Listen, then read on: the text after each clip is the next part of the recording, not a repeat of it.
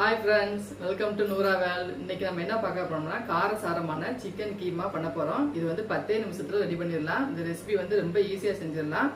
இதை வந்து நீங்க ஒரு முறை ட்ரை பண்ணீங்கன்னா திரும்ப திரும்ப செய்வீங்க. வாங்க எப்படி செய்யலாங்கிறத பார்க்கலாம்.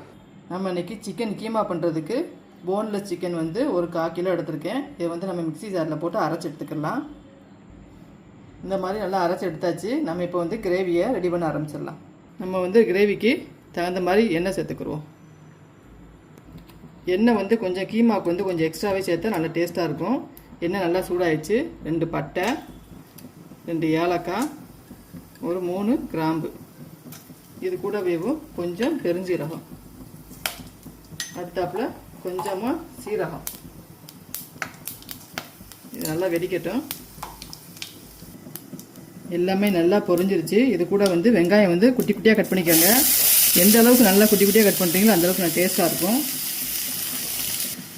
இதை வந்து ஒரு 2 நிமிஷம் நல்லா வதங்கினா போதும்.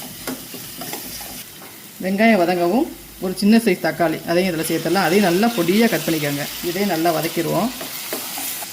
இது கூட 1 ஸ்பூனு இஞ்சி பூண்டு பேஸ்ட் அதையும் இதில் சேர்த்துக்கிடுவோம். இது கூட 1 ஸ்பூனு மிளகாத்தூள். உங்களுக்கு காஷ்மீர் மிளகா பொடி இருந்தால் போட்டுக்கோங்க, இல்லாட்டி வீட்டு பொடி கூட சேர்த்துக்கோங்க. இது கூடவேவும் ஒரு அரை ஸ்பூன் ஒரு டீஸ்பூனுக்கு மஞ்சள் பொடி, 1 ஸ்பூன் அளவுக்கு மல்லித்தூள் இதையும் இதில் சேர்த்துடலாம். அடுத்தாப்புல நான் வந்து சிக்கன் பொடி எடுத்துருக்கேன் 1 ஸ்பூன் அளவுக்கு. இதையும் இதில் சேர்த்துட்டு நல்லா வதக்கி விட்டுருவோம். மசாலா நல்லா வதங்கவும் நம்ம அரைச்சி வச்சுருக்கிற சிக்கனை இதில் சேர்த்துடலாம்.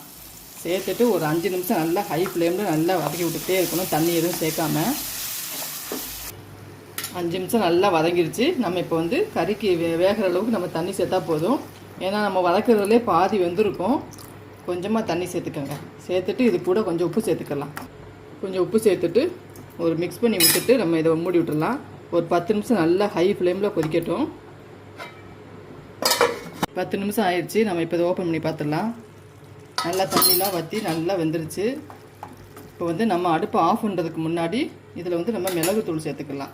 நீங்கள் மிளகுத்தூள் சேர்க்க விருப்பம் இல்லாட்டி தாளிக்கும் போதே முழு மிளகு போட்டுருங்க. சின்ன குழந்தைங்களா இருந்தால் அது வெளியில் எடுத்து வச்சுருவாங்க. அதனால தான் இப்போ லாஸ்ட்டு மிளகுத்தூள் சேர்த்துக்கிறேன்.